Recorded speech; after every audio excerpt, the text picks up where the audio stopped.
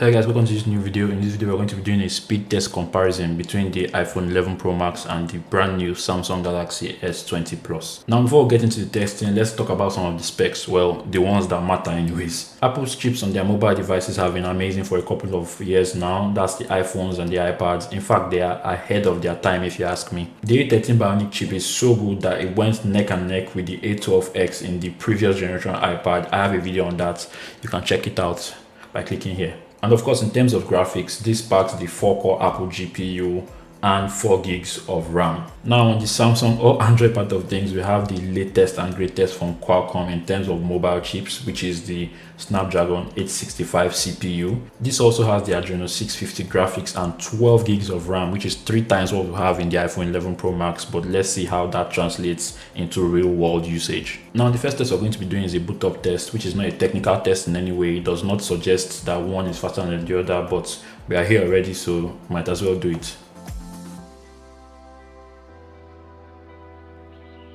So as you can see, the Samsung did boot up first, and now we're waiting for the iPhone. Shortly after, the iPhone is here with us. These tests are going to be divided into 4 parts. We have some system apps, some benchmark apps, some everyday apps, and of course we have some games down there. First, we're going to start with benchmark tests, and I've already gone ahead to run Geekbench on both devices. As you can see here, the iPhone scored 1328, completely blowing away the Samsung 773 in the single core test. That's ridiculous. As I said earlier, the CPUs in here are ahead of their time. But for the more important multi-core test, which is running heavier tasks, the iPhone scored 3439 versus the Samsung's 3099, which is basically around 10% faster than what's in here. Next, we're going to do an internet speed test using, well, the speed test app. And as I stated earlier, both devices are connected to the same not so great internet connection. So here are the results. The iPhone scored 28.8 down and 1.37 up, while the Samsung scored 20.1 down and 4.00 up. So we'll just minimize those. Now I'm going to test the system apps, which of course I expect none of these phones to have problems with. Calculator, they opened up at about the same time, and here we have calendar, basically same time, maybe the Samsung a little bit faster. We'll go to camera. I think the iPhone was faster there, maybe. Now let's load up the exact same page on Google Chrome, gsmarena.com. The Samsung is done, and the iPhone is still processing for some reason. Now the iPhone is done. Let's minimize those. Now we're going to load up YouTube, and of course we have the exact same account signed in on both devices. Subscribe to my channel, YouTube. The Samsung loaded up faster, and the iPhone is still loading. Now we have the iPhone done, whisked. We'll just minimize those. Next, we're going to export a 4K 60 frames footage of my car I shot this morning to 1080p. So let's just load up InShots.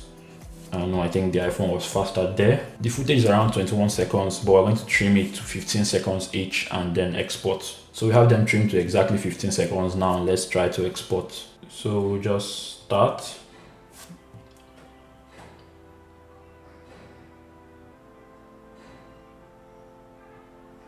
And even though the iPhone started before the Samsung completed it first, and I mean, that's just ridiculous. The 865 here, it's really pulling its weight.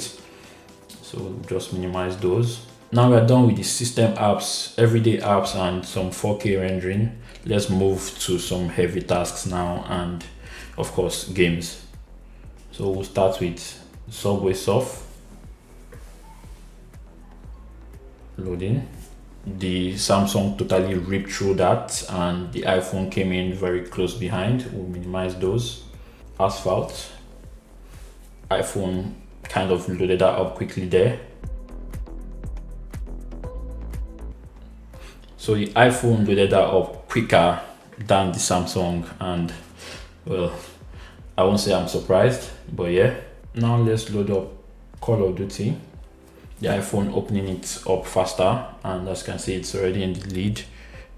iPhone already in that loading screen, the Samsung catching up, and let's see what happens here. The Samsung seems to be in the lead now, and the Samsung just edges it from the iPhone. Very, very close there, closest so far, I believe. And now we're going to load up PUBG. Okay, so the iPhone loaded it first because it was kicked out of the account, which means it was there before this one joined in, as they are both signed to the same account. So definitely that one there goes to the iPhone. So obviously we've been minimizing those apps. As you can see here, they are still in the recents, and we're going to open them up one by one to see which ones are still in the memory. Calculator, both still in memory. Camera, no refresh. Yes, both still in memory. Obviously I did not expect any of the phones to, refresh any of those little apps. Now Chrome, no problems there. Geekbench, both still there. We have a refresh here from the iPhone. In short, well, I guess it's starting to tell, the 12 gigs of RAM. YouTube, refresh from the iPhone there. Speed test, both still in memory. Asphalt, both still in memory, no problem there. Call of Duty, both still in memory, just kicking themselves out of the accounts. PUBG, both still in memory, no problem there. Very good for the iPhone so far. And we have Subway Surf, both still in memory, no problem there. Both phones did very well. I'm actually surprised with how well the iPhone did, keeping those apps in the background, especially those heavy games.